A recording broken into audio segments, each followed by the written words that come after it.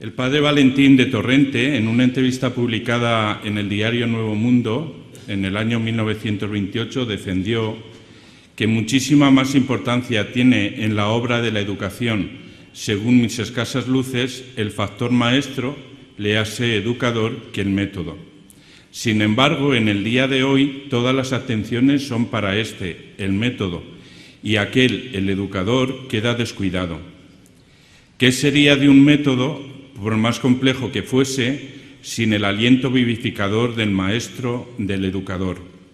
¿De qué servirían cuantos sistemas se quieren formular si no tienen su encarnación en la persona del maestro, del educador, que les ha de infundir con su interés la más viva realidad?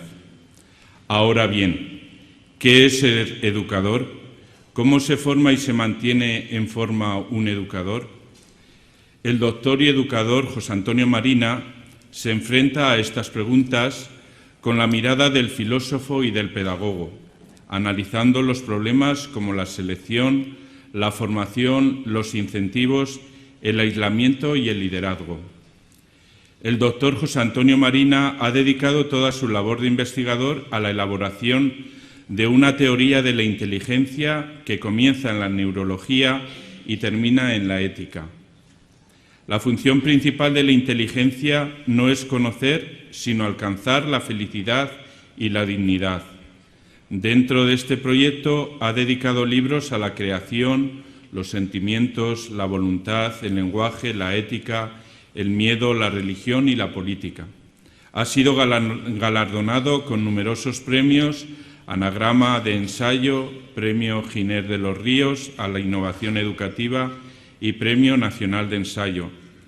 Actualmente está elaborando el Libro Blanco de la Profesión Docente, un documento del que se espera sirva de base para negociar el Pacto de Estado por la Educación en España y cuya entrega está prevista para la última semana de este mes. Al hilo de las palabras del padre Valentín de Torrente, el factor maestro educador es más importante que el método, pero ¿de qué educador y de qué medios hablamos si queremos realmente incidir en la educación de la infancia y la juventud?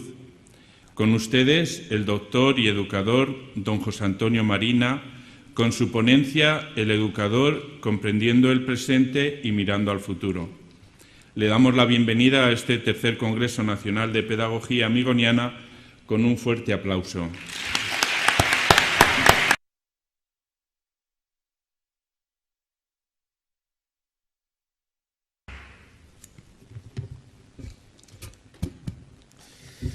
Gracias por la presentación y gracias por la invitación, porque hablar de educación a mí me parece que es una experiencia muy alegre. Todos estamos escuchando con demasiada frecuencia un discurso triste, desalentado, abatido, pesimista de la educación. Y creo que eso no es verdad. La educación tiene muchísimos problemas. La educación que ustedes hacen tiene más problemas todavía. Y, sin embargo, en la experiencia de aprender o en la experiencia de ver que alguien aprende, que un niño aprende, que un chaval que a lo mejor estaba prácticamente socialmente desahuciado. Ahora estamos en un momento en que todas las sociedades se están dando cuenta de que esto de la educación va en serio. Habréis oído que muchas veces se habla de que hemos entrado en la sociedad del aprendizaje, en la sociedad del conocimiento. No, donde hemos entrado es en la sociedad del aprendizaje. Y ahora se empieza ya a usar en los documentos internacionales esta expresión, Learning Society, la sociedad del aprendizaje. ¿Por qué? Porque vamos a tener que seguir todos aprendiendo continuamente. Esto suena muy triste porque, igual que nuestros alumnos, decimos, entonces voy a tener que seguir estudiando toda la vida. Y se dice con un cierto aire muy triste. No, tenemos que seguir aprendiendo toda la vida, que es otro asunto diferente. ¿Y esto por qué? Mirad, el aprender es el recurso que tiene la inteligencia para adaptarse al entorno y progresar en él. Cuando los entornos eran muy estables, un periodo corto de formación duraba para toda la vida. El herrero del pueblo aprendía en la fragua y eso ya le duraba pues hasta que se muriera. Pero ahora el mundo va muy rápido, muy rápido. Y entonces nos encontramos con el problema de que o estamos aprendiendo siempre o nos quedamos marginados.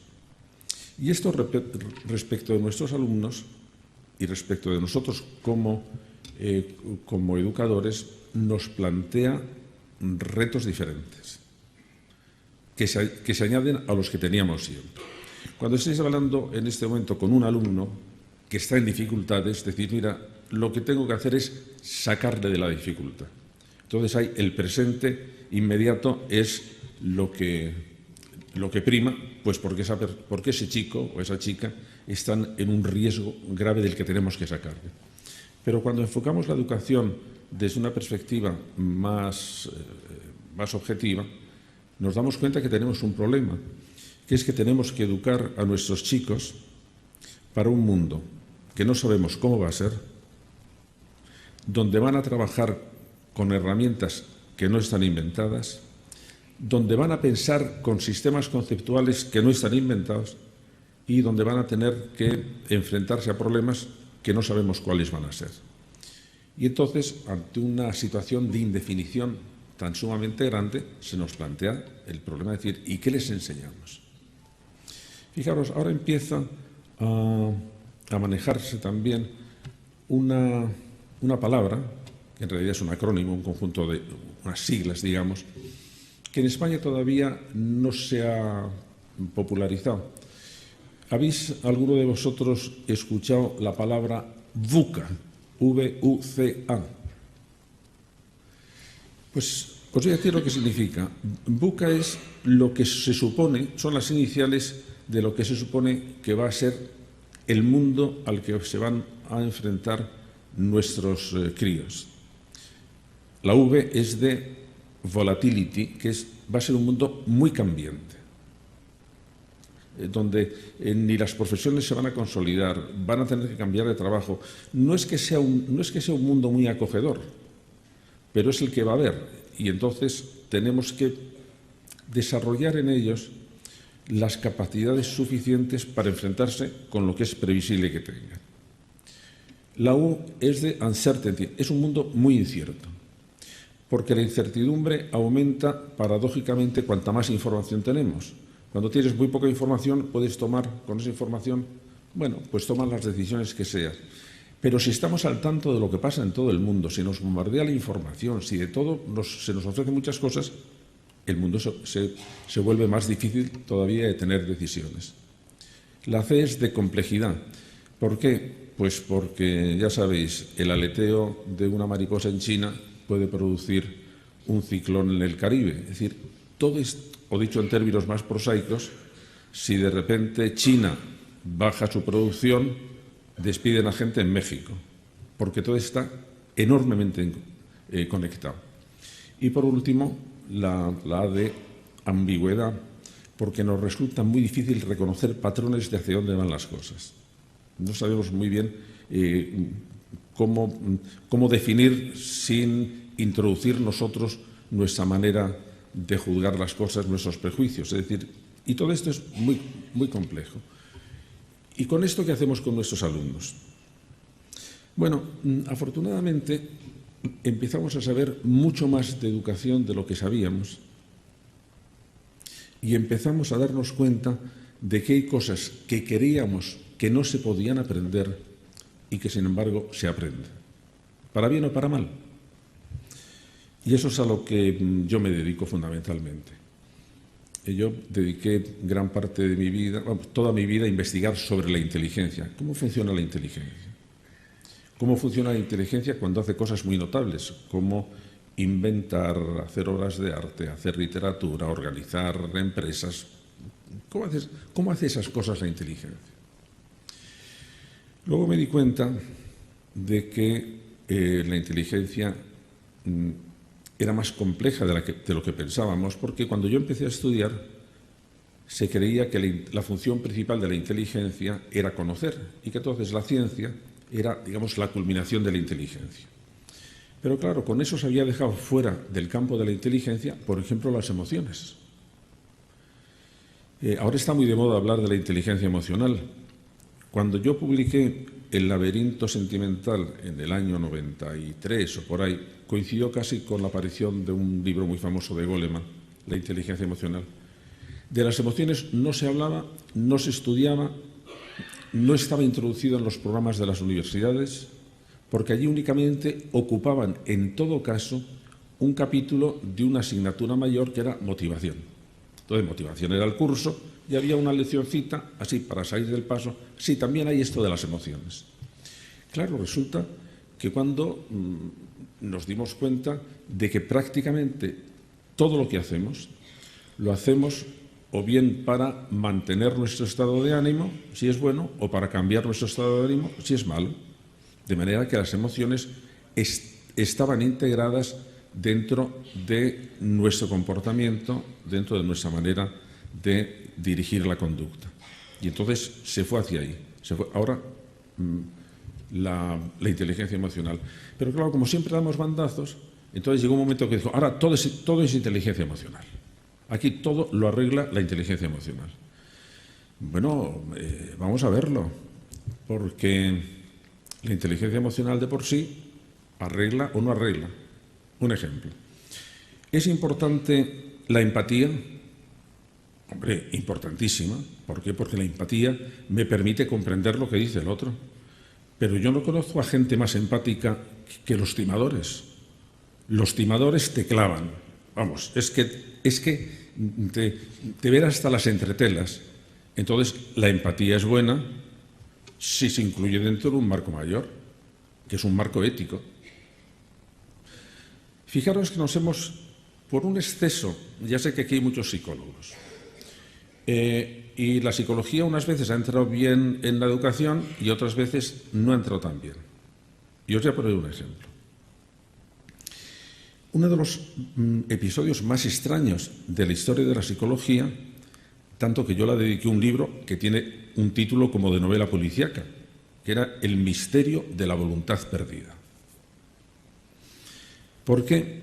Porque el concepto de voluntad, que había servido para explicar la conducta intencional humana durante toda la historia, desapareció de los libros de psicología hacia los años 30, cosas así. Luego desapareció de los de pedagogía, luego de la didáctica y luego del aula. ¿Y por qué nadie protestó?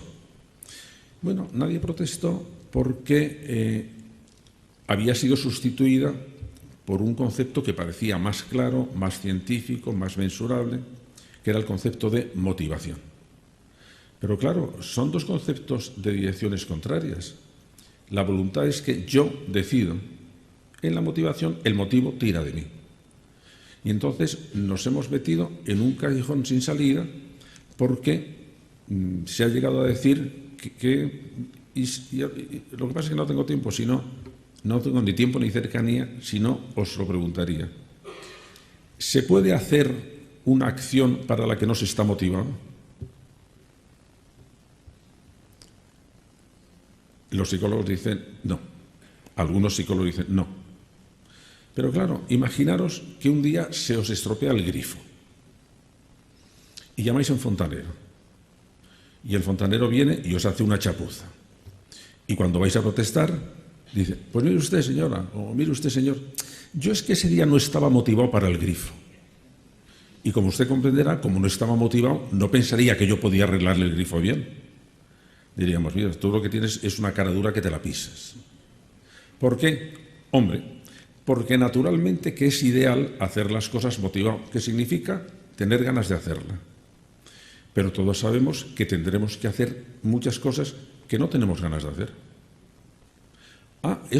Bueno, pues eso que es tan sumamente elemental, ha costado mucho trabajo reintroducirlo en la escuela. Por ejemplo, ¿quién utiliza ahora dentro de la escuela como principio pedagógico que hay cosas que se hacen por deber? ¿Y se acabó? Pues poquitos. En todo caso, los deberes. Los deberes no es a lo que yo me estoy refiriendo. Cuando estoy hablando del deber es que nosotros actuamos por motivación, es decir, que tenemos ganas, o por deber, porque entonces regimos nuestra conducta no por valores afectivamente sentidos, que es la motivación, sino por valores pensados, que son nuestros deberes. Un ejemplo. Si yo tengo sed, nadie me tiene que advertir de que el agua es una cosa muy valiosa. ¿Por qué? Porque tengo sed y la bebo. Pero voy al nefrólogo y el nefrólogo me dice, mire, usted tiene que tomar 5 litros de agua. Ay, si no tengo sed, pues da igual. Bueno, es que beber sin sed es muy desagradable. Una cosa es el valor del agua si tengo sed y otra es el valor del agua si tengo una enfermedad de riñón. No lo siento, pero sé que es bueno. Entonces, introducir, por ejemplo, dentro de las aulas esta dinámica, pues me parece que es necesario. No, pero si es de sentido común, ya, pero ya saben que es el menos común de los sentidos. Yo he tenido un enorme privilegio como educador. He podido hacer planes de estudio desde el nacimiento hasta los 16 años, diciendo, esto es lo que yo creo, bueno, lo que yo creo, después de estudiarlo con el mayor rigor posible, que deberíamos enseñar a los niños. No está hecho para la escuela, porque yo no puedo hacer planes para 16 años en la escuela, pero los he hecho para la Universidad de Padres que fundé hace 8 años.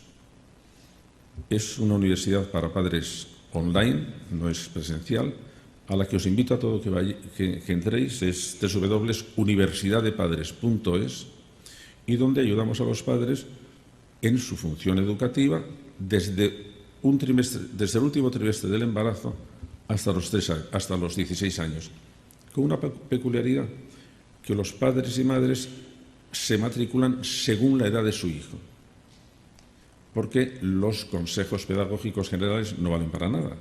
Los consejos que demos para un niño de 3 años no vale para un niño o una chica de 15. De manera que en cada momento este es el momento del desarrollo, en este momento es cuando se debía insistir en este tipo de destreza, y estos son los problemas más frecuentes que aparecen en esta edad y la manera de resolverlos. Bueno, y al hacerlo así, entonces lo que me he convencido, aparte de que ya he elegido mi profesión para mi próxima reencarnación, quiero ser maestro de infantil. Vamos, me parece que es la época realmente absolutamente maravillosa. Pero fijaros, estamos tratando de otras cosas, de cosas que sí nos parece que podíamos enseñar, que sí sabemos ahora que podemos enseñar y que no creíamos hasta ahora que se podían enseñar. Por ejemplo, ¿qué es mejor, que un niño sea valiente o cobarde? ¿Sociable o insociable? ¿Rutinario o creativo? ¿Que sea vulnerable o que sea resistente? Bueno, seguro que nos poníamos enseguida de acuerdo. Lo que pasa es que hasta ahora no parecíamos que eso entrara dentro de la educación. Eso formaba parte del temperamento. ¿Qué nos gustaría? ¿Tener niños con talento o niños sin talento? Bueno, niños con talento.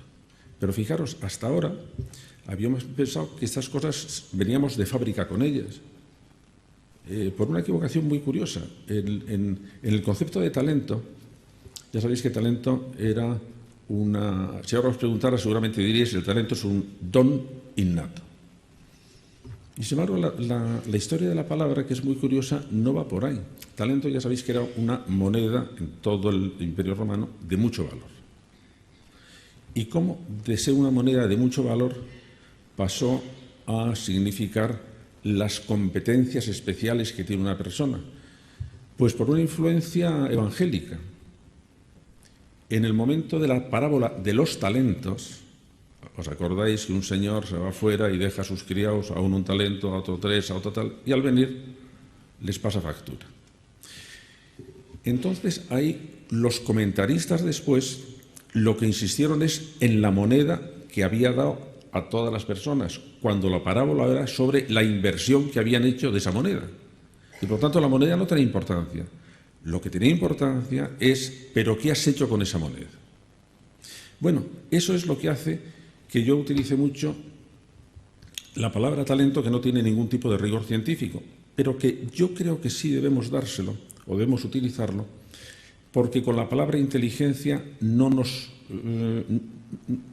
es incompleta para tratar nuestra relación con los alumnos.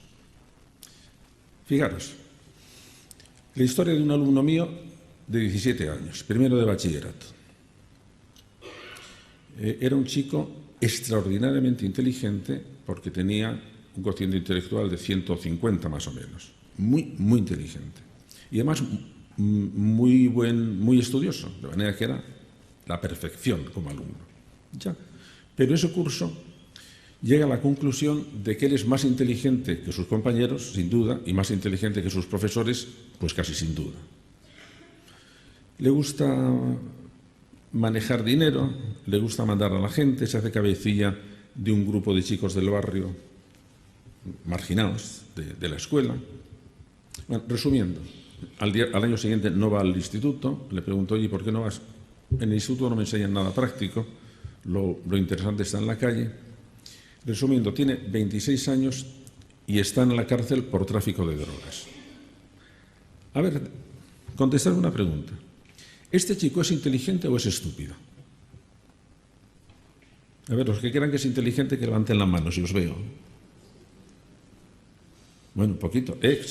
Os advierto que los test objetivos de inteligencia dicen que es 150. Así que antes de decir que no era inteligente, pensarlo bien. Pero os habéis dado cuenta que ahí pasa una cosa. ¿Qué es más importante? ¿Que una persona sea inteligente o que esa persona use bien de la inteligencia? ¿Qué usa bien de la inteligencia? El talento, entonces, inteligencia es lo que traes de fábrica, talento es cómo usas esa inteligencia. Y el talento está después de la educación, no antes de la educación. La educación lo que hace es desarrollar el talento de los niños. Y fijaros, me he encontrado con una agradable sorpresa. Yo durante mucho tiempo había explicado a los chicos más jóvenes, que no sé cómo lo entenderían sus padres si después se lo contaban, que la inteligencia humana se parecía mucho al juego del póker. ¿Por qué? Porque tanto en la vida como en el juego se nos reparten unas cartas que no podemos elegir. En la vida, las cartas genéticas, la situación social, la situación económica, la cultura, y en el juego, los naipes. Segundo, que tanto en la vida como en el juego hay cartas buenas y cartas malas. Tercero, que es mejor tener cartas buenas que cartas malas. Cuarto, la pregunta interesante, ¿gana siempre quien tiene las mejores cartas? ¿Quién gana? Esa es nuestra tarea. Es decir, mira, yo sintiéndolo mucho hay cosas que yo no puedo cambiar. Pero yo voy a intentar que juegues de la mejor manera con las cartas que tienes. Y esa es la educación. Vamos a ver, porque eso puede dar mucho de sí. Fijaros que ahora he tenido que cambiar la historia. Y he tenido que cambiar la historia porque, así como los últimos años del siglo XX fueron los años de la genética, en que se descodificó el genoma humano, sabemos cuántos genes tenemos, sabemos qué correlaciona con qué correlaciona. Pero ahora el siglo XXI es el siglo de la epigenética, que dice una cosa muy sorprendente. Es cierto que todos nacemos con un repertorio genético, pero también es cierto que no todos los genes se activan, que no todos los genes se expresan. Se expresan unos sí y otros no. ¿Dependiendo de qué? Dependiendo del entorno. Entonces nos encontramos que la educación, que forma parte del entorno, puede activar unos genes o puede no activar otros. Con lo cual he tenido que corregir la comparación con lo de las cartas para añadir. Y además, si jugamos bien con esas cartas, a lo mejor cambiamos las cartas que nos han tocado. De manera que estamos, yo creo, en un momento de la educación muy estimulante, muy optimista, en que podemos resolver las cosas en un nivel que hasta ahora creíamos que no podíamos resolverlas. Tenemos elementos maravillosos para ver cómo funciona el cerebro, por ejemplo, las imágenes funcionales por resonancia magnética. Y sabemos que cuando un niño o un adolescente o un adulto cambia de hábitos de pensar, está cambiando estructuras neuronales que podemos ver cómo han cambiado. Dije, hombre, esto es fantástico. Entonces, lo que resulta es que nosotros podemos de alguna forma rehacer nuestro cerebro. Efectivamente, eso es lo que pasa. Y eso dentro de la educación tiene una importancia pues, realmente fantástica. Por ejemplo, a mí me ha preocupado muchísimo el tema del miedo. Creo que el miedo es una emoción terrible, muy destructiva, que sin embargo, como todas las emociones, tiene un origen útil. Es decir, el miedo es la emoción que nos permite detectar un peligro y disponernos a hacer algo con él. O enfrentarnos, huir, o hacernos el muerto, bueno, lo que sea. ¿Qué pasa?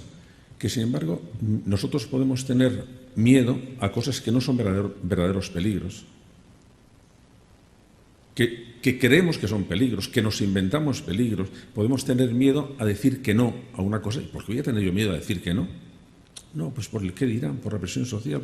De manera que somos muy miedosos. Y ahora sabemos, y es una experiencia triste cuando la veis de cerca, que hay niños que nacen muy vulnerables. Así como hay niños que nacen muy seguros, hay niños que nacen muy vulnerables. Es decir, es como si nacieran con una especie de antenas para percibir todo lo amenazador que hay alrededor. Entonces son niños que lo pasan muy mal, son niños que tienen un umbral de reacción muy bajo, son niños difíciles de educar o fáciles de educar, porque los niños, y eso tenemos que tener mucho cuidado, los niños miedosos se les educa mejor que los niños arriesgados. Y eso es una tentación que tenemos todos, de qué bien, alumno perfecto, el niño obediente, miedoso, tímido, que no se mueve, ya, pues a lo mejor estamos consolidando problemas de vulnerabilidad que tenía. Entonces ahora sabemos que esos niños vienen así, que además tienen una estructura neurológica especial, tienen todo un sistema, lo que se llama el sistema vagal, que responde de una manera muy específica, pero sabemos que tienen un espacio de tiempo, que puede ser los 3 primeros años, en que, por un proceso de fitness, de acomodamiento, pueden cambiar o ajustar de una manera más conveniente, en este caso concreto, siempre por la educación de los padres, pueden incluso llegar a cambiar el funcionamiento de su sistema neurológico vagal, es decir, que ese niño se pueda hacer más resistente. Y eso es importante, ¿por qué? Porque los niños vulnerables aprenden otros miedos con mucha facilidad y si les protegemos de esta manera, estamos haciéndole, más resistente a los miedos. De manera que ya veis que estamos, yo creo, en un momento, de cara al futuro, en un momento realmente importante de la educación. Porque estamos viendo que una parte de la educación es que necesitamos que el niño aprenda a gestionar su propio cerebro. Y esto no es tan raro como os parece. Vamos a ver. Mirad, nuestro cerebro,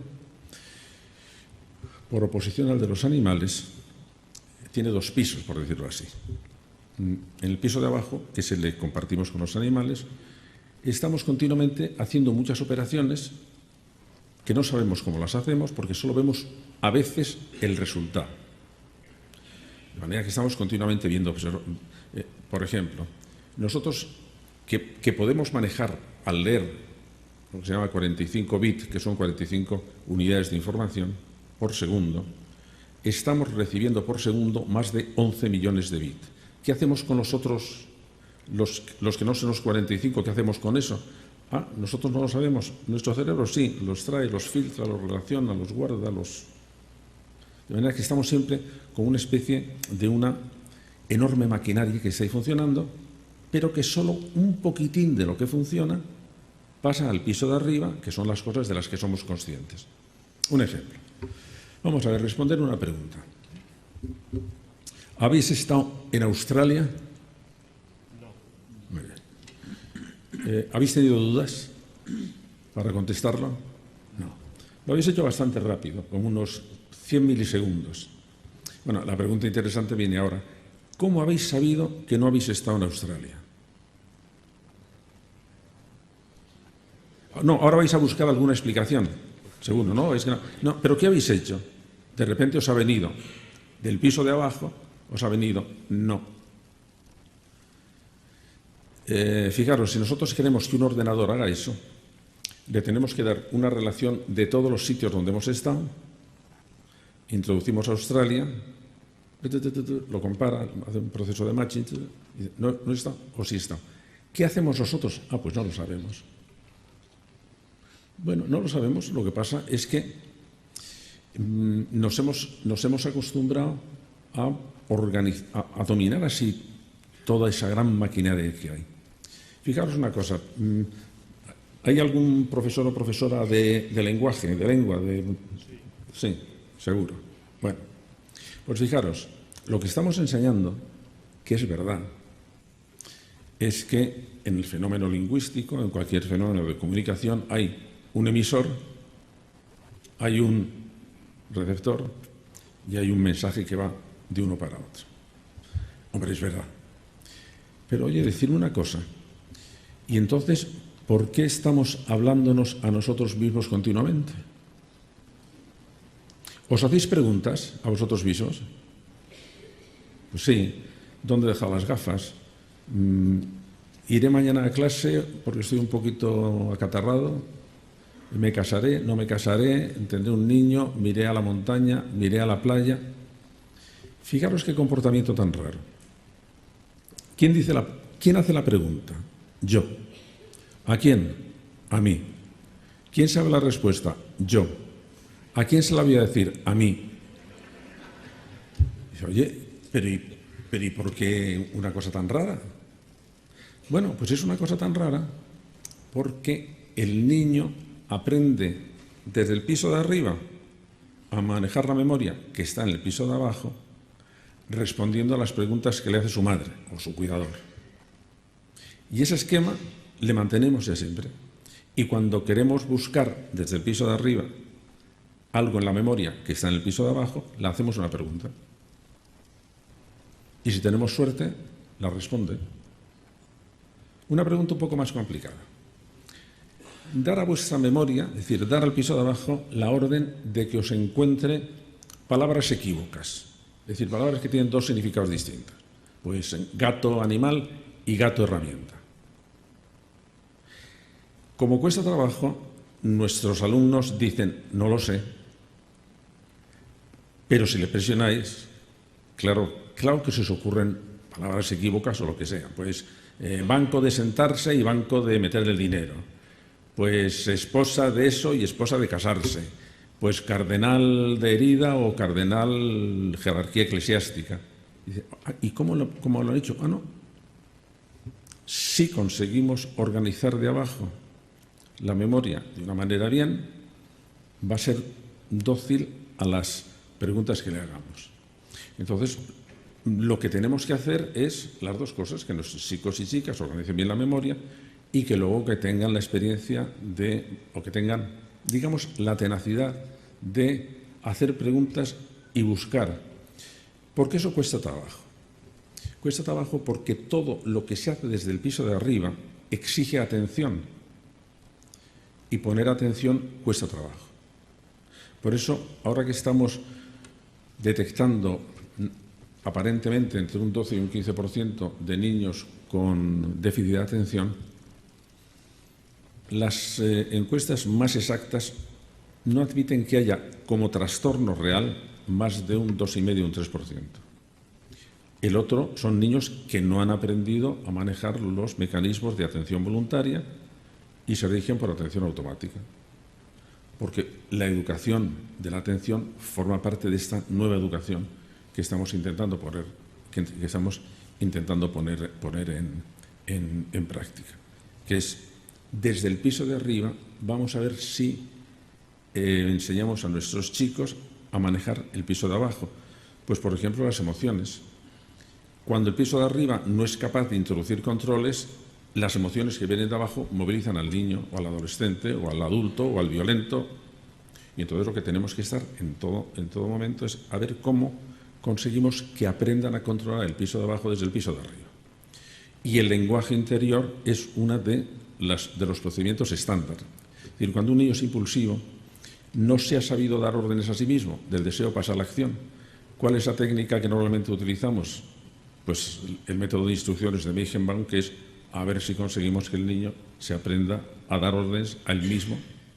Porque eso el niño lo ha aprendido en uno de esos alardes de inteligencia que tiene el niño, porque no es por desanimaros, pero todos nacemos genio y luego vamos hacia abajo. Pero los niños son absolutamente maravillosos. Fijaros, cuando un niño nace, no domina su sistema nervioso. No le domina, no. Ya sabéis la sorpresa que los niños se llevan cuando su mano se encuentra con un pie suyo y le saluda como si fuera un recién conocido. No tiene todavía una conciencia corporal. Pero muy pronto empieza a obedecer órdenes. Otra vez empezamos desde fuera, a obedecer órdenes. La primera de ellas es no, y el niño se para. Y poco a poco va aprendiendo a obedecer órdenes más complejas. Por ejemplo, a los 2 años y 8 o 9 meses, un niño no es todavía de obedecer órdenes aplazadas. Manolito, cuando dé una palmada, traes la pelota. El niño sale por la pelota, dispara. A los 6 años y pico, espera la palmada y sale por la pelota. Y a los 4 años y medio, hace ya una cosa fantástica, que es empieza a darse órdenes él mismo. Y, si tenemos suerte, se obedece al mismo. Eso es lo que significaba la palabra autonomía. Literalmente. Autos, yo mismo, nomos, me doy órdenes.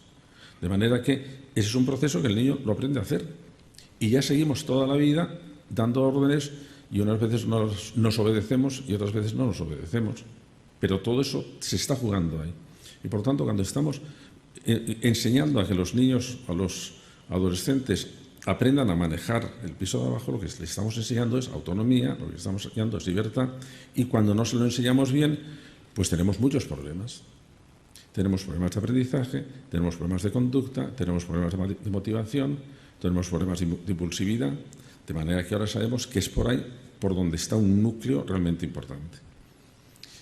Pero nuestro cerebro es fantástico. Entonces, os decía que cuando tenemos que hacer una cosa de una manera atenta, gastamos mucha energía. No podemos estar mucho tiempo prestando atención y, desde luego, no a muchas cosas. Pero nuestro cerebro, que es un poco chapucero, pero es muy eficaz, ha descubierto un procedimiento para ahorrar energía. ¿Os acordáis de cuando aprendisteis a conducir un coche?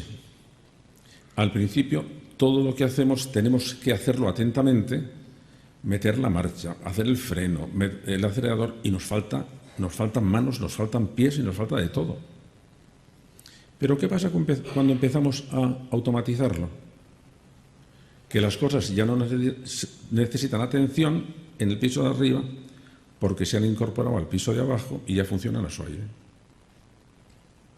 La parte importante de la educación siempre se hace cuando consigo automatizar muchos procesos que al principio tengo que hacer atentamente. Bueno, esto lo sabían los griegos desde Aristóteles. Y por eso consideraban que la función de la educación es una palabra que también, y en este caso por un prejuicio religioso, hemos echado de nuestro vocabulario educativo. La verdadera educación era educación en virtudes. ¿Por qué? Porque las virtudes son hábitos operativos, como son hábitos, están automatizados, que nos permiten realizar acciones con facilidad y que nos incitan a realizar esas acciones. Y los griegos decían, y hay hábitos intelectuales y hay hábitos morales. Y los hábitos morales son los que deben dirigir nuestra conducta, que es una mezcla de sentimiento, de deber, de valores, y que es una noción absolutamente fantástica. ¿Por qué? Ahora nos empeñamos, los niños tienen que tener educación en valores. Desde luego, a los que tengan más de 40 años de edad, no los educaron en valores, seguro. Seguro, porque eso es una adaptación muy moderna. ¿En qué os educaban? En virtudes. Bueno, como nosotros tenemos un especial talento en despreciar las cosas valiosas que tenemos, siempre por razones muy secundarias, nosotros hemos presidido el concepto de virtud porque nos parece moralizante y un poco ñoño, cuando lo que significaba virtud era la energía para la excelencia. Pero los americanos son mucho más listos que nosotros y cogen lo bueno donde lo encuentren. Y en este momento las investigaciones y la insistencia con que están introduciendo en la escuela y en la educación en general para los ciudadanos el concepto de virtud y los estudios sobre qué virtudes hay que transmitir, suscitar en nuestros niños, son buenísimos, son extraordinarios. Y fijaros porque eso nos resuelve en parte el problema que os había planteado al principio. ¿Y qué vamos a educar? ¿Cómo vamos a educar a estos niños para un mundo que no conocemos? Pues vamos a educar en virtudes intelectuales, en virtudes técnicas, en virtudes creativas, en virtudes morales. ¿Por qué? Porque por una cosa que decía Saint-Exupéry, nosotros no podemos darles la solución. Nosotros podemos crear en ellos las fuerzas que van a encontrar la solución. Y eso es lo que tenemos que hacer. Y eso es hacia donde van dirigidas realmente esta nueva pedagogía, que estoy absolutamente seguro que tiene mucho que ver con vosotros. Absolutamente seguro. Yo no conozco con mucha profundidad la pedagogía amiloniana, pero estoy seguro que va por ahí. Y es muy curioso porque entonces lo que parece más antiguo se va a convertir en lo más moderno, por la cantidad de problemas que nos resuelve. Y porque realmente os he explicado toda la fundamentación neurológica, no por presumir de neurología, sino para que os deis cuenta de hasta qué punto la neurología está dando la razón a esto. El cerebro funciona a su máximo esplendor cuando crea muchos hábitos. Y, hombre, tienen que ser hábitos buenos, y a los hábitos buenos se les llama virtudes. De manera que esa es una línea pedagógica que realmente puede dar resultados espectaculares. Os voy a dar otras dos pinceladas y con eso ya termino, que tienen que ver también con la neurociencia. Mirad, uno es que uno de los descubrimientos que nos ha sorprendido a todos más en el campo de la neurología en los últimos 15 años es que nosotros estábamos trabajando con la idea de que había un periodo, una edad de oro del aprendizaje que era la primera infancia, hasta 5, hasta 6, y que luego se mantenía el aprendizaje, pero no con esa tan espectacularmente como en esas edades que decimos los niños son como esponjas. Bueno, pues ahora la neurología nos ha dicho que hay una segunda edad de oro del aprendizaje, que tiene las mismas características que la anterior. Aumenta la plasticidad del cerebro, es decir, el cerebro se vuelve a convertir en una especie de esponja. Y ese periodo es de los 13 a los 18 años. Y que muchas de las cosas que decíamos en los adolescentes y le echábamos siempre la culpa a las hormonas, las pobres hormonas se han llevado de todo, la culpa de todo. No, era porque incluso anatómicamente el cerebro del adolescente cambia estructuralmente mucho, por decirlo de una manera muy simplificada. ¿Os acordáis que en el cerebro hay sustancia gris y sustancia blanca? La proporción de sustancia blanca aumenta muchísimo en el cerebro del adolescente, lo cual quiere decir que es mucho más integrado y mucho más rápido. Y que lo que aprende en esa edad puede compensar cosas que no se han aprendido antes, y lo que aprende en esa edad va a tener más persistencia, y por eso, por ejemplo, las adicciones a drogas que se toman en esa época son más duraderas que las que se toman 2 o 3 años antes, porque en ese momento el cerebro está en posición de captar y guardar. Esa es una noticia interesante porque nos permite utilizar la adolescencia de una manera diferente a como lo estamos viendo ahora. La otra es algo que tiene que ver con vosotros, que a mí me tiene muy preocupado porque creo, y voy a intentar que eso se refleje en el libro del docente. En un estudio que todavía la primera fase ya está terminada, pero la segunda está ampliándose, hecho por el Departamento de Psiquiatría del Instituto Vall d'Hebron de Barcelona, el equipo del profesor Miquel Casas ha hecho un estudio en 20 y tantas escuelas catalanas, escogidas aleatoriamente, y se ha dado cuenta de que hay, en todas ellas, cerca del 20% de niños con trastornos psicológicos o trastornos de aprendizaje y que solo están diagnosticados como mucho la mitad. Y que además eso no es una peculiaridad española. Las cifras parecidas están en Holanda, que se han hecho, o están en Canadá. La única diferencia es que allí se detectan muy pronto y por lo tanto se solucionan con mucha facilidad. Y aquí, sin embargo, al no estar previsto qué hacemos con estos niños, no los tratamos y eso produce una serie de disfunciones, tanto en la escuela como fuera de la escuela, realmente tremendas. Por eso yo espero, o estoy presionando, y todos los que podéis hacerlo también, de que tenemos que incluir en la enseñanza primaria y en la enseñanza secundaria un rastreo de los posibles problemas psicológicos serios, porque si no es una bomba de explosión retardada que nos estallará antes o después, que nos está estallando ya. Bueno, pues siempre que hablo a personas como vosotros que estáis en el mundo de la educación y con esos altibajos que tiene, que muchas veces nos parece que arreglamos el mundo y muchas veces que esto se vuelven a repetir las cosas una y otra vez, pues me gusta terminar contando dos historias que a lo mejor alguno de vosotros me lo ha oído ya, porque no me importa nada repetirme para ver si se fijan bien en la memoria. La primera yo la sitúo en Toledo mientras estaban construyendo la catedral. Entonces, un posible antepasado mío que tenía ya esa afición tan nuestra, que es que nos encanta ver trabajar a los demás. Es una cosa que produce una satisfacción. Bueno, fijaros que Ken Follett, en Los Pilares de la Tierra, nos captó, vamos, seguro.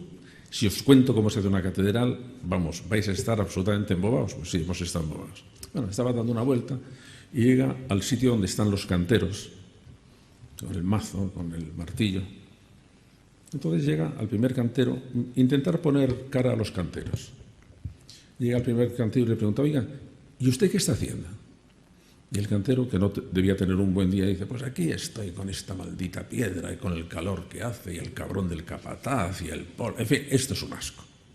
Bueno, pasa al segundo, que estaba haciendo lo mismo. Oiga, ¿y usted qué está haciendo? Lo que me han mandado. ¿Y qué me han mandado? Que hago un cubo de esta piedra. Y, pues, lo estoy haciendo. Y llega el tercero, también haciendo lo mismo. Oiga, ¿y usted qué está haciendo? Y el tercero le contesta muy entusiasmado, estoy construyendo una catedral. Estoy construyendo una catedral. Los tres estaban haciendo lo mismo. ¿Qué es lo que había cambiado? El sentido que daban a lo que estaban haciendo. Y el dar sentido a nuestra tarea, que es una cosa muy pequeñita la que hacemos, tratar a ver si este crío, a ver si entra en razón, a ver si conseguimos que no se destroce. Es un crío, solo es ahí. Bueno, pero sin embargo está dentro de un proyecto que es el proyecto más grandioso que ha hecho la humanidad, es a ver si de una vez salimos de la selva e introducimos formas de vida que sean respetuosas y que fomenten la dignidad de las personas. Y ahí estamos nosotros con lo poquito que hacemos. Estamos trabajando para un proyecto que nos supera y que da sentido pues, a esos momentos de decaimiento que tenemos todos, de decir, si es que no encuentro solución, es que no acabo de verlo, es que...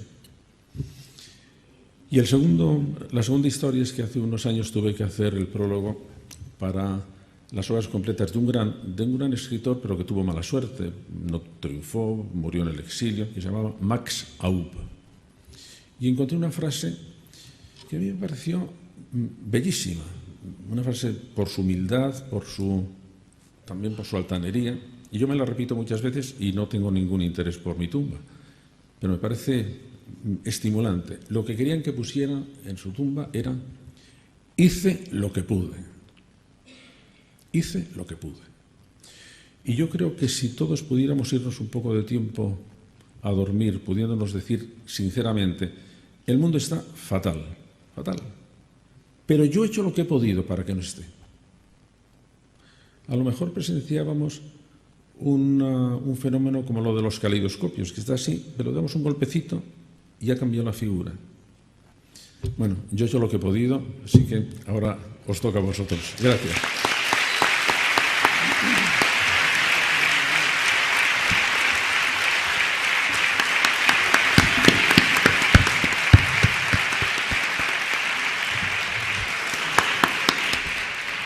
Gracias, don José Antonio, por su exposición. Abrimos ahora un turno de preguntas. Por favor, pido que sean breves en la formulación para que haya gente que pueda participar. José Ángel, empiezas con la primera. Sí, y una sola pregunta, ¿vale? Sí que solíamos... No empiezo con la primera. Pedíamos que nos encendiaseis la sala, porque siempre en el turno de preguntas nos vemos desde aquí, y así podemos ver quién quiere preguntar.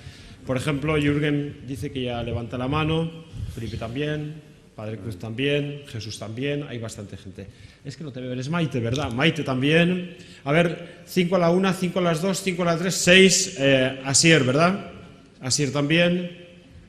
No sé cómo te llamas. Vale, hay bastantes preguntas. Venga, tenemos media hora para preguntar. Vamos por orden, que nadie se quede sin preguntar. Empezamos. Breve, por favor. Voy a ser muy breve. Usted nos ha hablado como de un fin de la educación en la creación de virtudes.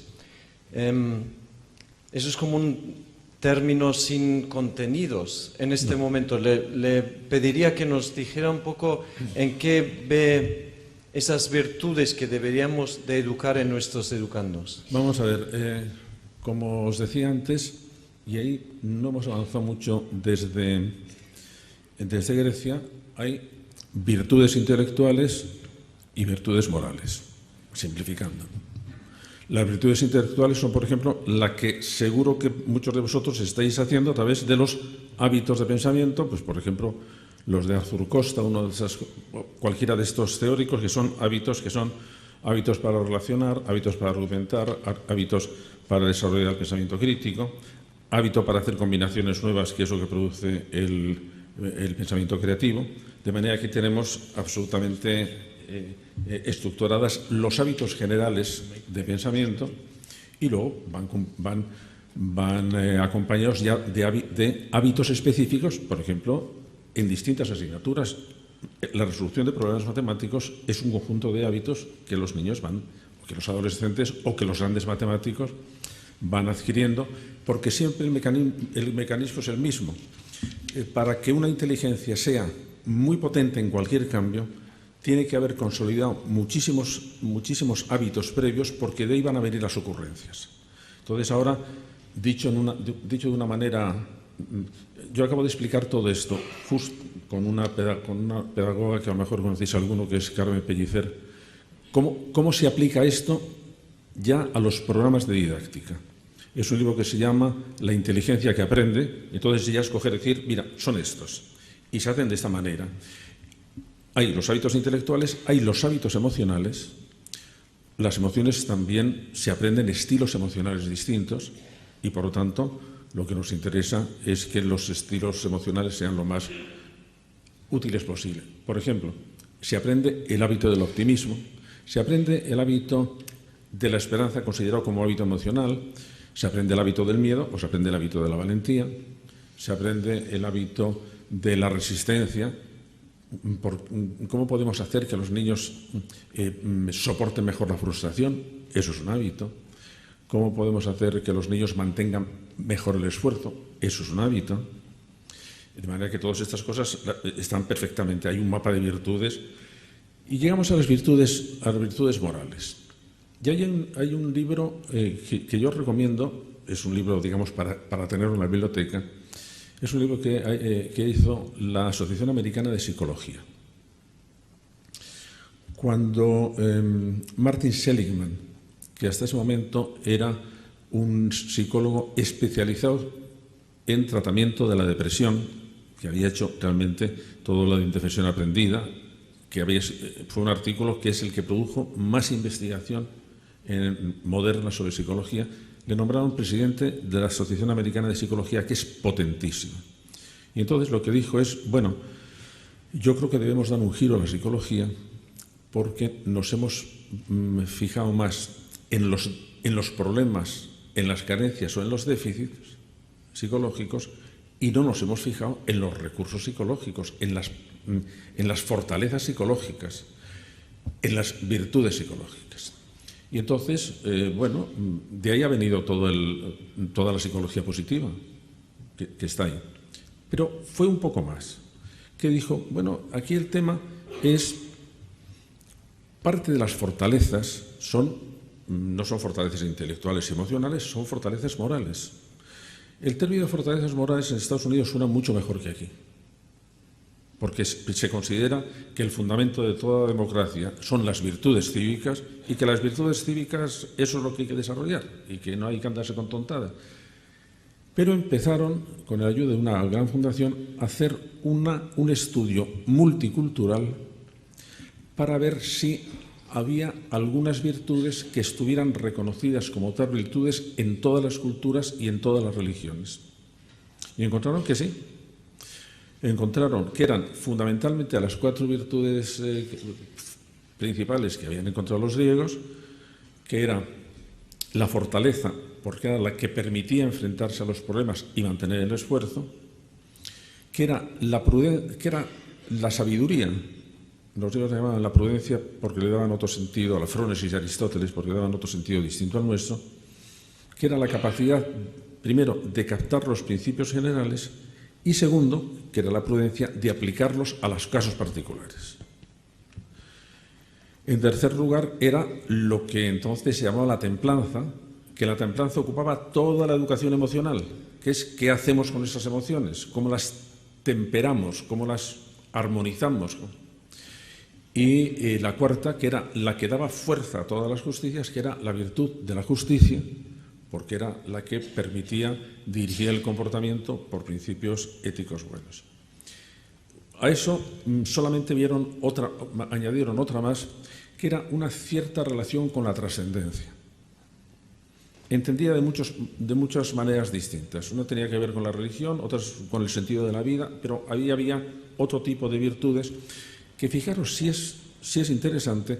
Cuando en 1989, me parece, el Parlamento inglés hace la nueva ley de la educación obligatoria, entonces dice que el sistema educativo inglés tiene que organizarse, tiene que, como objetivo, el desarrollo intelectual, incluso físico, en el sentido de educación física, artístico, moral y espiritual de sus alumnos.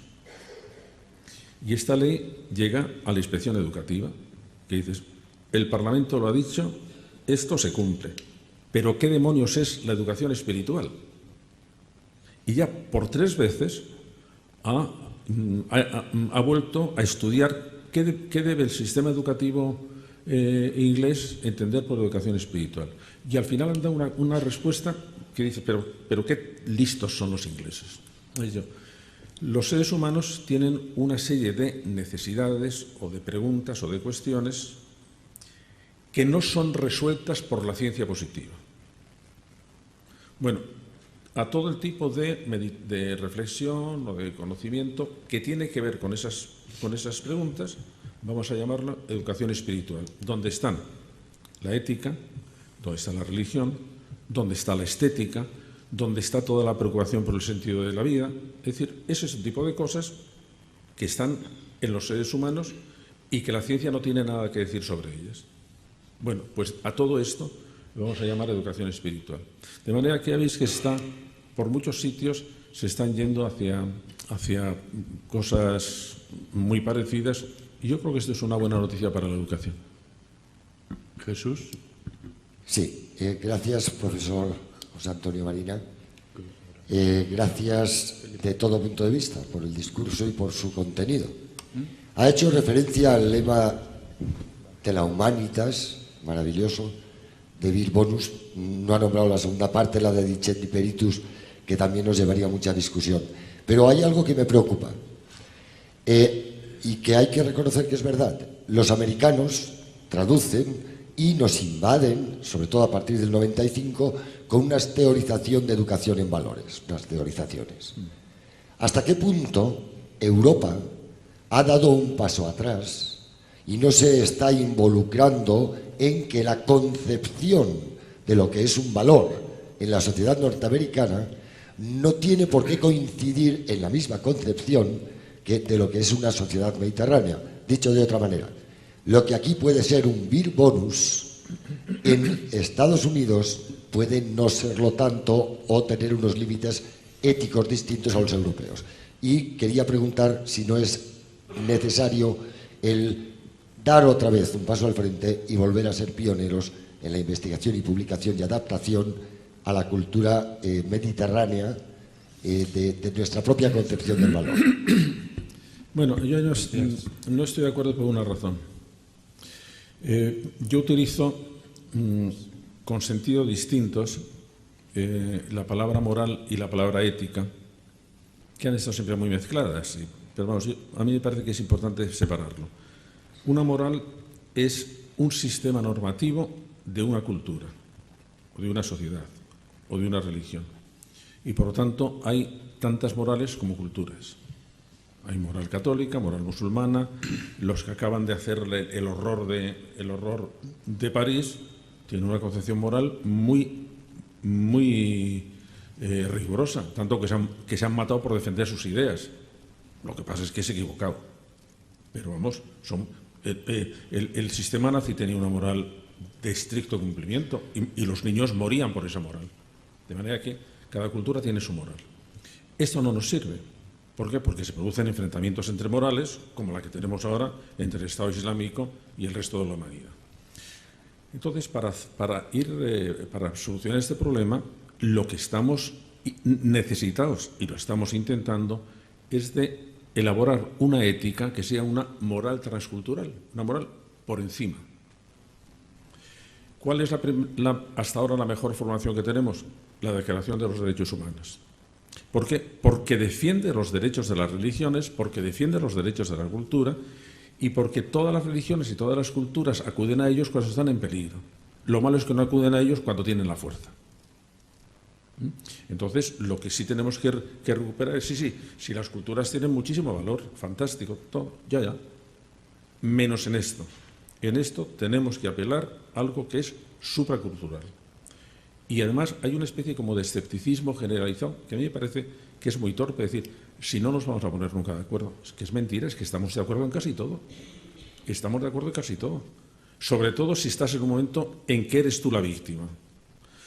Yo he tenido una experiencia, hablar aquí en España, por ejemplo en las clases de derechos humanos y hablar en Iberoamérica.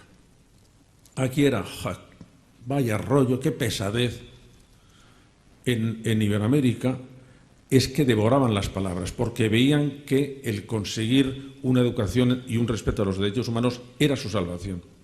Y aquí no, aquí nos parece, como nos hemos acostumbrado, pues ya nuestros alumnos piensan que naturalmente que así son las cosas, y no es de importancia. Fijaros, yo el primer día de clase de ética solía decir a mis alumnos, contarles una historia que cuenta Heródoto, que es, cuando moría el rey de Persia, durante 5 días se suspendían todas las leyes. Eran 5 días de horror, porque todo el mundo podía matar, violar, robar. Y decía, pero a mí, ¿por qué hacían esa cosa tan bestial? Para que cuando venía el siguiente rey, el pueblo sabía hasta qué punto era importante tener un sistema legal y un sistema normativo que había que obedecer. Eso sí que era aprender la letra con sangre entra. No, pero es ¿por qué se lo contaba yo? Porque lo que tenemos que convencer a todo el mundo es que esto de la ética no es un lacito rosa que se pone encima de un paquetito o una guindita. No, esto es lo que nos permite salir de la selva. Y cuando las normas éticas no se cumplen, lo que hacemos es, primero, siempre hay víctimas. No hay un incumplimiento de la ética que no traiga víctimas. Todas están víctimas. Y todas son una tentación a volver otra vez a la ley de la selva, en que se vive según las fuerzas reales y no según las fuerzas simbólicas, que son las que están basadas en la dignidad. Y esto tenemos que decirlo, que el gran proyecto del que os hablaba antes es un proyecto absolutamente antiintuitivo, que es vamos a vivir como si tuviéramos dignidad. Porque la dignidad, por ejemplo, es un concepto que no tiene sentido para un científico. Si yo digo a un biólogo la dignidad del ser humano, dice, ¿y eso qué significa? No, hombre, el ser humano es más digno que un mono. Ya me dirás tú, querrás decir que es más listo. No, que es más digno. No. La dignidad es precisamente la gran invención del ser humano para intentar vivir de otra manera. Y es tan misteriosa esa noción que yo lo dediqué a un libro entero, que a mi juicio el mejor que he escrito, que es La lucha por la dignidad, que empezaba con la siguiente historia. En Sierra Leona, los guerrilleros cortan la mano derecha a todos los habitantes de un pueblo antes de marcharse, porque así se evitan enemigos. Una niña de 12 años, que por fin recuperé la fotografía y como homenaje está en la portada de la edición en bolsillo, una niña de 12 años que acaba de aprender a leer y a escribir, le pide al guerrillero que le va a cortar la mano derecha que si no le importaría cortar la mano izquierda para poder seguir escribiendo, que hay que tener valentía. Y el guerrillero, en respuesta, le corta las dos. Vamos a ver, hablando en serio, ¿qué estamos queriendo decir cuando decimos que este hombre tiene dignidad? No vuestra creencia religiosa o no nuestra creencia religiosa. No, hablando en serio. ¿Qué estamos diciendo? Seguro que la tiene. Seguro que merece ser defendido. Seguro que no merece ser tratado como él ha tratado a esa niña. Seguro que es lo más indigno que puede haber. Mucho más indigno que el gusano. Entonces, ¿por qué estamos intentando respetar su dignidad? Estas son temas que tenemos que responder. Pero si estamos respondiendo a la dignidad, no la tiene, no la merece. Y había que matarle, sin compasión. Pero no queremos que nos baje otra vez a la selva. Y si le damos su merecido, nos está arrastrando a la selva. Y no queremos vivir así. Y por querer intentar construir un mundo basado en la dignidad, bueno, pues concedemos a este individuo cosas que no se lo merece en sí, no se lo merece. Lo hacemos por el proyecto en que estamos, Y entonces hay que reconocer que cuando estamos hablando de ética, estamos hablando de un asunto de una enorme precariedad, porque es un gran proyecto que tenemos, que no sabemos ni siquiera si se va a cumplir, porque hay colapsos éticos en la humanidad. ¿Qué pasó a los alemanes en los años 30, que era la nación más culta, con más refinamiento estético, más técnica, más científica? ¿Qué les pasó? Que tuvieron un colapso ético y se desplomó. Y eso puede estar a la vuelta de la esquina. Y es así como tenemos que hablar de la ética. La ética es nuestro único salvavidas. Y por lo tanto hay que tomárselo dramáticamente en serio. Felipe. Ha sido demasiado larga la respuesta, pero es que es un tema que me parece realmente importante. A ti te toca telegráfico.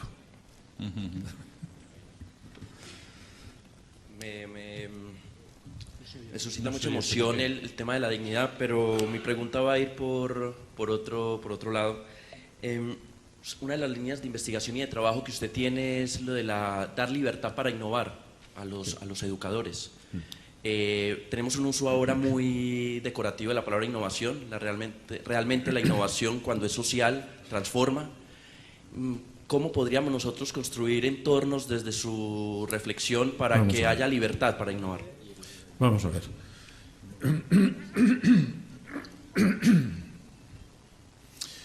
Primero, no toda innovación es buena. De manera que cuando se innova hay que evaluar después qué es lo que ha conseguido con la innovación. Tened en cuenta que la crisis económica en que estamos dependió de las innovaciones financieras que hicieron una serie de bancos americanos que nos ha estallado a todos en la cara. De manera que innovar por innovar es una tontería. Como la creatividad por la creatividad. La creatividad y la innovación tienen que ser fundamentalmente o para mejorar la respuesta que tenemos a un problema o para dar respuesta a un problema que no tenía respuesta. Pero, por ejemplo, en la tabla de multiplicar, mejor no innovar. Está ahí muy tranquilita Y es mucho mejor para que no pase aquello, como hay psicólogos, os cuento chistes de psicólogos que a mí me divierten mucho. La diferencia que hay entre un neurótico y un esquizofrénico es que el esquizofrénico está seguro de que 2 más 2 son 5. En cambio, el neurótico sabe que 2 más 2 son 4, pero no le gusta. Bueno, pues eso. Casi mejor respecto de las tablas de multiplicar no hay nada que innovar. Hay que innovar de aquellas cosas que no sabemos la solución o tenemos que mejorar la solución. Y entonces tenemos que introducir procesos de innovación evaluables siempre. Cuando se habla de innovación, por ejemplo, en el campo de la tecnología, se dice es una cosa nueva que tiene aceptación social. El protocolo de Oslo dice que para que sea realmente una innovación técnica tiene que tener aceptación social. Es decir, no es una innovación solitaria, no es innovación. En la escuela, pues una innovación tiene que ser aquello que, comparado con otros métodos que ya tenemos, son más eficaces, por la rapidez, por la motivación, por los resultados. Y, por lo tanto, hacer una innovación que no lleva sus criterios de evaluación al lado puede llegar a ser incluso peligroso porque estamos en una invasión de innovaciones. Y dice, pero esto seguro que vale para algo. Por ejemplo, una de las innovaciones absolutamente fantásticas con éxito es introducir la educación por proyectos en el aula. Fantástico, porque moviliza, pero siempre que una persona, un docente, y además todavía otra cosa mejor, que es intentar proyectos individualizados para cada alumno dentro de un proyecto común de toda la clase. Bueno, eso es la cuadratura del círculo. Es que eso es fantástico. Siempre que el docente tenga la precaución de saber exactamente a través de ese proyecto qué es lo que quieren que los alumnos aprendan. Porque no es hacer por hacer, no. Mediante este proyecto, esto es lo que yo quiero que aprenda. Pero lo voy a hacer de otra manera. Eso sí es una innovación didáctica de gran envergadura. Igual que ahora tenemos que hacer otra innovación didáctica, que no sé, yo ya sabéis que el último estudio de la OCDE nos ha dicho algo que mi equipo sospechaba ya desde hace mucho tiempo. Las esperanzas que teníamos en las nuevas tecnologías para mejorar la educación no están resultando de acuerdo a nuestras expectativas. Y por una razón, porque es que se han utilizado para una cosa que es la más elemental utilización, pero que no va mucho más allá, que es para buscar información. Cuando tenemos un problema de que los niños no comprenden lo que leen, darles un carnet de la Biblioteca Nacional no vale para nada. De manera que ahí yo tengo las cosas claras. Un burro conectado a Internet sigue siendo un burro. Pero una persona bien formada conectada a Internet va como una moto. Y entonces vamos a ver qué hacemos. Pero fijaros, no se han utilizado las nuevas tecnologías para lo que sería absolutamente fundamental, que es para adaptar curricularmente las cosas a toda la velocidad de aprendizaje de cada uno de los niños. Eso es fantástico, porque una clase, como mínimo, nos encontramos con 3 velocidades de aprendizaje. Una más lenta que la media, que son niños que a lo mejor son muy inteligentes, pero son más lentos en aprender. La velocidad normal y los que aprenden más rápido, que son los de altas capacidades. Y eso tenemos que saber cómo conjugarlo. Y las nuevas tecnologías nos permiten adaptaciones curriculares de una sutileza y de una flexibilidad absolutamente fantástica. Por ahí vamos a tener que ir. Y luego una cosa que es de más envergadura, pero en la que yo también estoy trabajando. Vamos a tener que decidir qué es lo que tiene el alumno que guardar en su memoria y qué es lo que puede guardar en la memoria del ordenador. Porque como nos equivoquemos, vamos a hacer una cantidad de ignorantes presuntuosos que no les va a servir para nada. Porque es que hay cosas que tienen que guardarse en la memoria. Cuando yo tuve una discusión con Montserrat Gomendio de la sociedad que dijo, no, es que no hay que aprender de memoria. Oye, Montserrat, y si no aprendemos de memoria, ¿qué aprendemos? ¿Con qué aprendemos? ¿Con el estómago? ¿Cuál es el órgano de aprendizaje? La memoria. Lo que usted está diciendo es que debemos aprender a hacer otras cosas que no sean repetir. Pero eso también lo hace la memoria. De manera que aprender es siempre cultivar la memoria. Punto. Y ya está. Las virtudes están en la memoria. Los procedimientos están en la memoria, de manera que yo creo que por ahí vamos a cambiar muchas cosas, vamos a innovar muchas cosas, pero siempre tenemos que medir si valen para algo o no. Cruz. He vuelto a caer en el mismo pecado. Muchas gracias, doctor Marina. Me ha gustado mucho la intervención porque me complementa el debate de La Sexta hace unos días. No sé si era transferido o no. Bueno. El otro día aquí se dice, Luis Amigó, que está en las raíces de la pedagogía amigoniana, fundó esta familia amigoniana para que se consagrara, se dedicara a la moralización de los jóvenes apartados de la verdad y del bien. Claro, lo dijo con el lenguaje de su tiempo. Y usted, a esta meta, este desafío que nos propuso Luis Amigó, ¿cómo lo diría con términos de hoy, actuales? Hablo de virtudes, valores. Vamos a ver, yo en toda mi tarea investigadora, y me parece que antes lo has mencionado, lo que he intentado es hacer un sistema acerca de la inteligencia que empieza en la neurología y termina en la ética, pero no considerando la ética que es un aerolito que viene ahí para poner la guinda, sino que el puro desarrollo de la inteligencia humana nos ha conducido hacia la ética. Y de hecho, por ejemplo, en este momento, neurólogos, los grandes neurólogos que hay en este momento, como Michael Gazzaniga, ha escrito un libro de neurología y ética.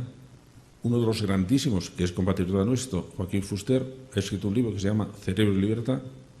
Y Antonio Damasio, que le dimos el premio Nobel de Príncipe de Asturias, está viendo a ver cómo todo el desarrollo de las funciones cerebrales lleva un tipo de conocimiento que llamamos ético. ¿Por qué? Porque la función de la inteligencia no es conocer, la función de la inteligencia es guiar el comportamiento. Y para guiar el comportamiento tiene que hacerlo pues manejando la información que necesita, gestionando las emociones, eligiendo las metas y valorando las metas. Y que esa es una estructura que tenemos que hacerla. No podemos, si falta alguna de esas cosas, decimos que la inteligencia de esa persona no funciona bien. Entonces, a mí me gusta decir de una manera lo más estrepitosa posible, precisamente para llevar al debate, cuando voy a algún congreso de psicología, que la gran creación de la inteligencia humana no ha sido el arte, no ha sido la ciencia, no ha sido la técnica, sino que la gran creación de la inteligencia humana ha sido la bondad. Bueno, con eso mis colegas dicen, este es imbécil.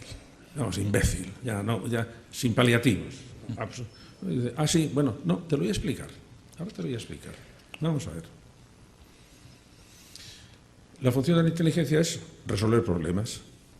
Y cuanto más complicados, urgentes, amplios y universales sean los problemas, más inversión de inteligencia habrá que hacer o mayor inteligencia habrá que demostrar. Los problemas son de dos tipos.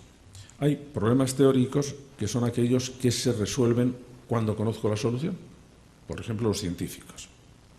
Y hay los problemas prácticos, que no se resuelven cuando conozco la solución, sino cuando las ponga en práctica, que suelen ser lo más complicado. Porque al ponerlos en práctica entran en el juego las dificultades, el cansancio, el contraste de intereses. Entonces, a esos problemas prácticos pertenecen los dos problemas más urgentes, más fundamentales y más difíciles de la humanidad, que son cómo conseguir ser feliz y cómo conseguir tener una convivencia digna. Son los problemas más exigentes y más difíciles, y son problemas prácticos, de manera que no se resuelven cuando conozco la solución, sino cuando la pongo en práctica. Bueno, pues el conocimiento que sabe cómo resolver a esos problemas y que los pone en práctica, eso es la bondad, majo, eso es la bondad. Y por lo tanto hay que recuperar la grandeza intelectual y la grandeza social y la grandeza conceptual de la bondad para decir, es que son las grandes soluciones, es que es la gran demostración de la inteligencia, porque hemos hecho un justo lo contrario. Pero qué inteligente es el malo. Entonces, ser malo es lo más sencillo que hay. Ser malo está tirado, es muy vulgar. Cualquiera puede ser malo, cualquiera. Y muy malo, muy malo, muy malo. Malísimo. Lo que es difícil es ser bueno. Y cuando digo que es difícil, significa es difícil en relación con la inteligencia. Por eso yo siempre que he escrito sobre ética, he escrito de ética relacionándolo con la inteligencia, no con otra cosa. No. Y si nosotros hubiéramos tenido otra herencia diferente de la griega, que puso que el máximo valor era la verdad, y hubiéramos tenido una cultura en que el máximo valor hubiera sido la bondad o la justicia, otro gallo nos hubiera cantado. Otro gallo nos hubiera cantado. Nosotros hemos tenido la fascinación por la verdad, que sin duda alguna es fantástica, pero desde el punto de vista pero en el terreno intelectual, en el terreno teórico. Desde el punto de vista real, desde el punto de vista práctico, que a mi juicio es donde nos jugamos todo. No, el concepto de bondad está por encima del concepto de verdad porque lo incluye. Pero no solo el concepto de verdad, porque cuando estamos hablando de verdades éticas, no estamos hablando de verdades éticas como las científicas. Estamos hablando de aquellas cosas que son soluciones a los problemas. Y ese es otro tipo distinto de verdad, es una verdad teórica. De manera que siempre que yo hablo de ética lo relaciono como la gran manifestación de la inteligencia humana. Maite, nos quedan 3 preguntas, Maite, Asier y Omar.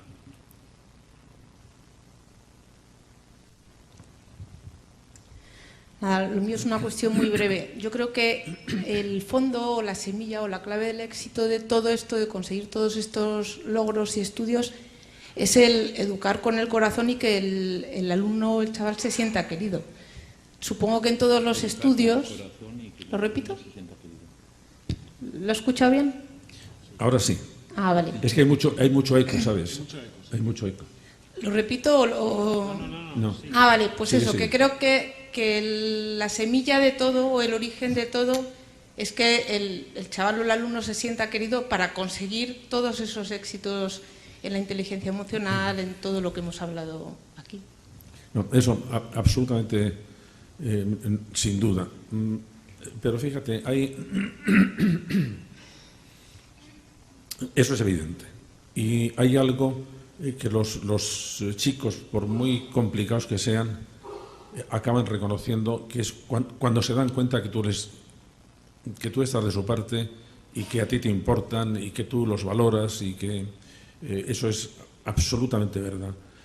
Lo único que tenemos que completar de otra cosa, no para el caso que tú me dices, sino porque yo que estoy muy en contacto con muchísima gente, está habiendo ahora una especie de vuelta, algo que nosotros creíamos que habíamos superado ya, que era decir que al fin y al cabo para educar a un niño lo único que hace falta es quererle mucho y que con eso basta. Y que entonces cosas como, por ejemplo, que al niño hay que ponerle límites, que eso es peligrosísimo y que eso es porque atenta contra ese principio general y universal que es que con el amor es suficiente. Y eso no es verdad. Eso no es verdad, porque, entre otras cosas, el niño, dentro de un ambiente de cariño, percibe los límites como manifestación del cariño. Y si se los quitas, en cambio, le dejas como muy desorientado. Pero vamos, quitando esa precisión, que la hago porque es que tengo que tener muchas polémicas con personas que me dicen no, todo lo que sea poner límites, eso es fastidiar al niño. Hay que reconocer que lo importante es la ternura, que en realidad las tres herramientas que nosotros tenemos son, por una parte, la ternura, por otra parte, la comunicación y, por otra parte, la exigencia. Y que las tres tenemos que jugarlas de una manera lo más hábil posible. Y hay una cosa que tiene que ver con lo que tú has dicho. Yo estoy intentando que se incluya en la Declaración de los Derechos Universales del Niño un nuevo derecho, que es: todo niño tiene derecho a sentir la experiencia de éxito merecido alguna vez en la escuela. Porque hay niños que pasan por la escuela y lo único que han recibido durante todo ese estado es pero qué mal lo has hecho, pero qué tonto eres, pero que no sé. Y todo el niño tiene el derecho en algún momento poder decir pero qué bien hecho esta cosa. Y cuando alguno de mis colegas dice pero ¿y si el niño es muy torpe o el niño es muy malo? Oye, vamos a ver. Si es tuya la obligación de que el niño sienta la experiencia, no del niño, es tuya la obligación de organizar las cosas, porque esa es la astucia pedagógica, de organizar las cosas para que ese niño de repente diga, pues qué bien que lo he hecho, pues lo he hecho bien. Todos los niños, en todas las culturas, alrededor de los 3 años, dicen la misma frase que nos tiene que hacer pensar. Todos dicen, mamá, mira lo que hago. ¿Qué nos está pidiendo? Está diciendo, he progresado y quiero que me lo reconozcas. Y todo niño tiene derecho, porque si siente esa experiencia, tanto para el niño como para nosotros, es tan maravillosa que todos queremos sentir otra vez. Y entonces han picado el anzuelo educativo, porque quieren sentir eso otra vez. Y los niños que de repente no reciben nada más que críticas o desprecios, que pueden tener razón, que pueden ser justas, tal vez, o objetivas, pero sin embargo el niño necesita tener esa especie de sentimiento de que él es capaz de enfrentarse con las cosas y de que lo hace bien. Nos quedan 5 minutos escasos para las 2 preguntas. Asier y luego Omar. La advertencia va para mí, no para vosotros. Voy a intentar ser breve, pero sí que me gustaría contextualizarlo. Aquí, hola. Hola.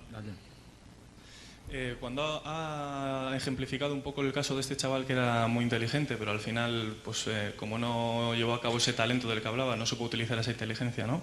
Pues muy poquitos hemos levantado la mano y yo era uno de los pocos que ha levantado la mano y decía, pues sí que ha sido inteligente, ¿no?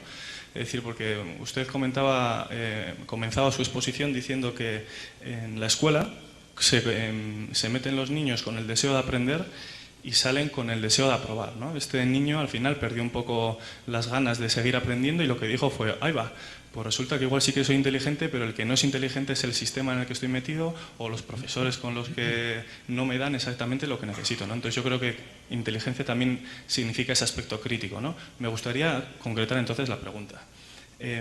¿Qué cuestión, tanto en el sistema educativo actual, en un colegio, en un profesor, crees que puede fomentar que ese chaval, en vez de que hubiese querido seguir aprendiendo pues en esas malas compañías que le llevó a la cárcel, pudiese haber optado por lo más complicado, que es ser el bueno? ¿Qué cuestiones, o una, dos, pues, se podemos llevar a cabo? Sí, vamos a ver. Yo creo, lo más sabio que yo he oído en educación es un proverbio africano: para educar a un niño hace falta la tribu entera. Y a lo cual yo he añadido otra cosa: para educar bien a un niño hace falta una buena tribu. Entonces, el problema que tenemos en la escuela es, ¿y qué pasa si la tribu no es buena? Bueno, pues que no lo vamos a poder hacer bien, pero somos la única posibilidad de salvación que tienen esos niños. Y entonces, lo que yo voy a intentar hacer con el libro blanco de la educación, que es lo que he hecho ya más detallado en un libro que acaba de aparecer que se llama Despertad al Diplodocus, que es, vamos a ver si desde la escuela, porque somos nosotros la conciencia educativa de la sociedad, explicamos a la sociedad que hay muchas cosas que tenemos que hacer para resolver estos problemas. Primero trabajar todos juntos. Por ejemplo, hay problemas. Nosotros todavía vivimos muchas veces bajo el prisma del profesor aislado en su aula con sus alumnos. Eso se ha acabado. Pero es muy peligroso, porque en el estudio TALIS sobre profesores de secundaria en España decía que el 80 y tantos % de los profesores españoles nunca ha entrado en clase de otro profesor ni ha dejado que los demás entren en su clase. Eso es un disparate. Eso es un disparate, porque el principal agente educativo es el centro entero. Pero hay problemas educativos que, por su especial gravedad o relevancia, el centro, no ya el aula, sino el centro, tampoco es suficiente. Tiene que expandirse el centro para intentar atraer a las familias al centro. Entonces, por lo que me ha interesado mucho una cosa que me comentabas tú antes, necesitamos, y es lo que voy a reclamar, un tipo de docentes que estén en relación mucho más cercana con las familias. que eran los insertores que me has dicho para el campo de trabajo, una cosa que en Francia hicieron que eran los intermediarios, que entre la escuela, era una mezcla de docentes y de agentes sociales. Algo que en España tiene que ver con los educadores sociales, que deberían estar en los centros de secundaria, o incluso los centros de primaria, para enlazar con las familias, para hacer que las familias colaboren. Pero aún así todavía hay otro aspecto que yo le he propuesto y no se ha aceptado en algunos ayuntamientos por pereza, no por dinero, que es que el municipio como agente educativo para resolver algunos problemas es justo el agente de elección. Por ejemplo, para los temas de abandono escolar, porque puede movilizar a toda la ciudadanía, para temas de violencia, para temas de abuso de drogas o de abuso de alcohol, para temas de vandalismo. Esos no tenemos en este momento un agente educativo que diga a este le corresponde. Pero lo que nosotros hemos propuesto desde la Fundación de Universidad de Padres es que si un municipio quiere enfrentarse con este problema, puede resolverle en una parte importante en un plazo que no va más allá de 3 años, movilizando a toda la sociedad, porque para eso tiene que ser un problema que afecte a toda la sociedad, que toda la sociedad lo comprenda muy bien. Y, por ejemplo, habíamos hecho ya muy detallado y con la gente que lo iba a hacer a una capital de provincia española, castellana por más señas, y a última hora el alcalde se volvía atrás con la excusa de que no tenía dinero. Eran 90.000 euros en 3 años, y cuando le dije, yo le busco el dinero, me dijo, no, tampoco. Digo, ¿por qué? Porque es mucho trabajo. Los problemas educativos tienen soluciones socioeducativas, pero las tienen. Lo que pasa, eso mismo que antes os había mencionado, el que no tengamos un seguimiento claro de los niños que tienen problemas psicológicos y psiquiátricos serios. El equipo del doctor Casas piensa que si hiciéramos eso, mejoraba todo el sistema educativo, iba a dar un salto, como para el extranjero dice, nos pondríamos solamente con eso al nivel de Finlandia. Yo creo que eso es excesivo, pero sería estupendo que lo hiciéramos. La última. Es muy interesante, pero tenemos que ir finalizando. Vale, intento ser corto. Bueno, agradecerle en primer lugar, señor Marina, la ponencia. Me ha gustado bastante. Y usted ha empezado explicando... No se te entiende. No se entiende. Si no se te entiende, levántate, por favor. Siempre me toca a mí, ¿eh? Vale, la voy a leer para no perder el hilo conductor, ¿vale? Vale. Usted ha empezado explicando las dificultades que encontramos en la aplicación práctica de los conocimientos teóricos, ¿no? Sobre todo actualmente. Y ha mostrado algunos de los datos respaldados por informes provenientes de organismos internacionales, como la OCDE, como por ejemplo las ventanas de oportunidad de adquisición de conocimientos en las que muestran periodos críticos de aprendizaje. ¿Usted cree que es posible la implantación de un modelo educativo? Mar. Despacio, no nos enteramos de nada. ¿Es posible? ¿Es posible? ¿Vuelvo? Es posible. No, me haces la pregunta, pero lentamente. ¿Usted cree que es posible implantar un modelo educativo de base neurocientífica actualmente, con lo que esto supone sobre todo a nivel económico? Ya que, por ejemplo, esto supondría una reestructuración de muchos de los contenidos establecidos en el ámbito educativo formal, como podría ser la disminución agresiva de horas de enseñanza de idiomas durante la secundaria, que actualmente en esta etapa es sobre la que se enfatiza, sobre todo en la enseñanza de idiomas. Esto debería de estar establecido sobre todo a nivel infantil y de primaria, y no en secundaria, como se hace actualmente. Mira, yo en el libro este que te he dicho, Despertar Diplodocus, he planteado un reto a todos los partidos políticos. No me van a hacer ni caso, pero ahí está. Pero sí me interesa que la ciudadanía lo sepa. Con el presupuesto que teníamos antes de la crisis, que era el 5%, nosotros podemos tener un sistema educativo de alto rendimiento en el plazo de 5 años. ¿Qué es un tema de alto rendimiento? Un sistema que redujera el abandono escolar al 10%, que es lo que nos pide la Unión Europea, que subiéramos 35 puntos en la calificación PISA, que nos pone al nivel de Finlandia, que permitiera aumentar la proporción de alumnos excelentes y sobre todo disminuir la proporción de alumnos malos, porque cuando la proporción de alumnos malos disminuye, es cuando efectivamente progresa un sistema educativo. Cuarto, que demuestre una cosa que PISA no se preocupa de ello, que demuestre una buena atención a los niños y a los adolescentes con problemas de aprendizaje serios. Eso no cuenta en las encuestas, porque las encuestas es solo a 15 años, las encuestas PISA. Entonces hay que ver cómo se trata de eso. Y por último, que introduzca en los sistemas educativos lo que empezamos a llamar competencias del siglo XXI, que es un poco lo que les hemos explicado, lo que os he explicado. ¿Eso se puede hacer en 5 años? Se puede hacer en 5 años. ¿Cómo?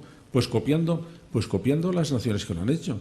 Polonia, que tiene una economía mucho más débil que la nuestra, ha dado un salto en 3 años absolutamente colosal. Navarra en 2 años subió 20 puntos PISA. Si es que nosotros estamos absolutamente dormidos y cronificamos todo. Y hemos llegado a la idea de que esto no tiene arreglo. No, quien no tiene arreglo yo creo son los políticos. Muchas gracias, don José Antonio.